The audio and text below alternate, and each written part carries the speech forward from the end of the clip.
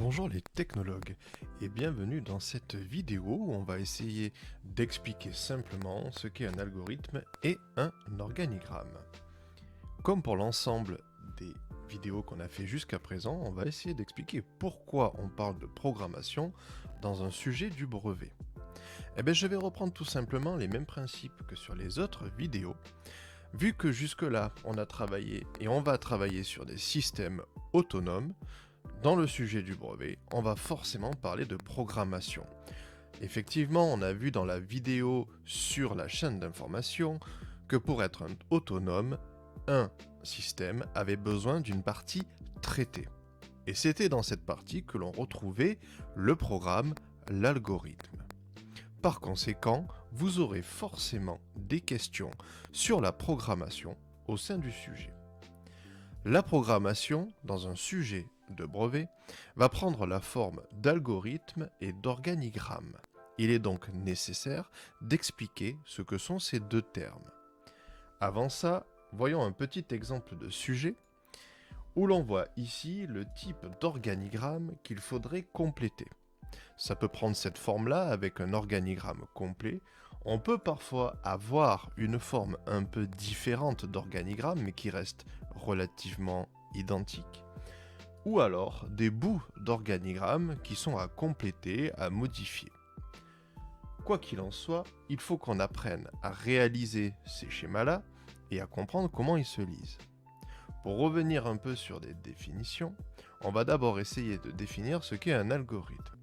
Sur la chaîne TechnoChauvet, j'avais déjà créé des vidéos sur les algorithmes et les organigrammes. Vous pouvez aller y jeter un œil si vraiment ça reste des notions très compliquées pour vous. Cependant, pour simplifier, je vais rapidement donner les définitions. Un algorithme, c'est la suite d'étapes qui permet de résoudre un problème. Tout simplement, c'est des étapes à suivre, comme par exemple une recette de cuisine, qui me permettent de résoudre un problème, réaliser mon plat, mon gâteau, ou quoi que ce soit. C'est par exemple l'algorithme qui va me permettre de définir les étapes pour terminer un Rubik's Cube. Ou alors une notice de montage de Lego avec les différentes étapes qui au final vont me permettre de créer mon Lego. J'ai rajouté que pour réaliser cette succession d'étapes, on avait à la fois des questions et des actions.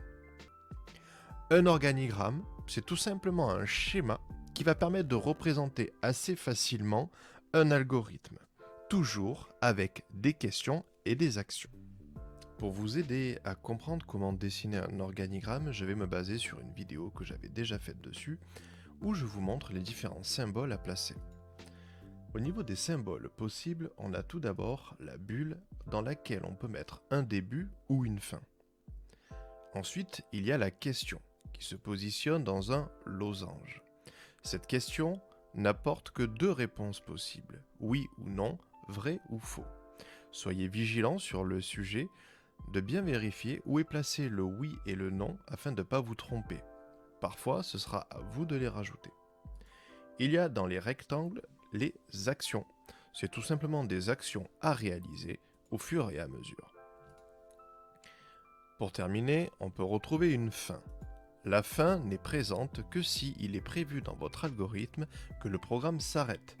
Si on a une boucle infinie, dans ce cas-là, on peut avoir une boucle qui remonte à un endroit de l'organigramme, ce qui le fera recommencer et donc il n'aura pas de fin.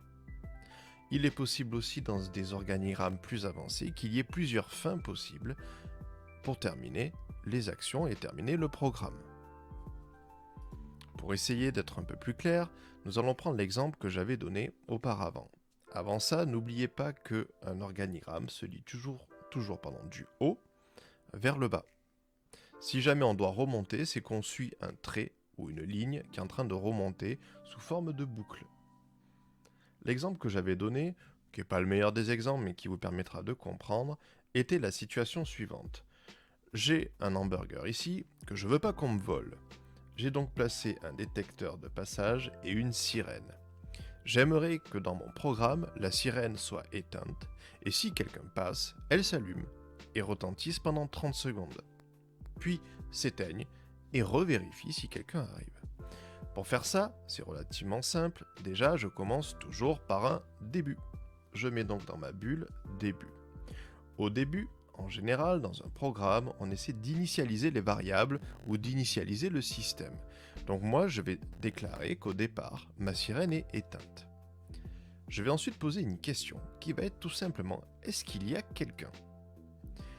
Et je vais avoir deux réponses possibles. La première est non et la seconde est oui. Si c'est non, il va falloir que je redémarre et que je retourne au début de ma question. C'est un peu comme un carrefour avec deux chemins possibles. Tant que la réponse sera non, je resterai enfermé dans cette boucle et cette question, jusqu'à ce qu'il y ait quelqu'un. Dans ce cas-là, je vais prendre le chemin du oui. S'il y a quelqu'un, je vais donc allumer ma sirène. Donc là, j'ai le chemin du non, effectivement, la boucle. Et si il y a quelqu'un, je vais allumer ma sirène. Hop. Je vais allumer ma sirène et je vais attendre 30 secondes, le temps qu'elle retentisse, puis retourner au début. Donc oui, sirène allumée, attendre 30 secondes, puis je retourne au début pour l'éteindre et revérifier s'il y a quelqu'un. Tant qu'il y aura quelqu'un, finalement, je vais rester bloqué dans cette boucle qui va faire en sorte que la sirène sera allumée tout du long. Et dès qu'il n'y a plus personne, je vais être dans cette boucle-là avec ma sirène qui est éteinte. Attention, lorsqu'on fait un organigramme, il faut veiller à bien le lire du haut vers le bas et on suit les lignes ou les traits de construction pour savoir où est-ce qu'on va. On fait attention aux positions des oui et des non dans les questions.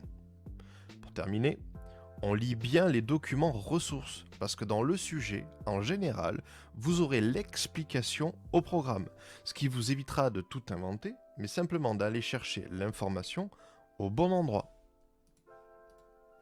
À retenir, donc, il faut connaître les définitions d'algorithme et d'organigramme. Il faut savoir lire et dessiner un organigramme, et il faut bien savoir qu'un organigramme peut prendre plusieurs formes différentes, mais qu'en gros, le principe reste le même. Merci d'avoir regardé cette vidéo. N'hésitez pas à voir et revoir les vidéos sur les notions qui vous intéressent, toujours sur la chaîne TechnoChauvet, où vous trouverez aussi de plus anciennes vidéos ou des travaux faits en classe. Vous pouvez jeter un œil aussi au compte Twitter TechnoChauvet sur lequel je mets au fur et à mesure dans l'année des photos, des vidéos, des différents projets que vous menez en classe. Bref, restez connectés, on se retrouve j'espère bientôt en classe et d'ici là, restez curieux.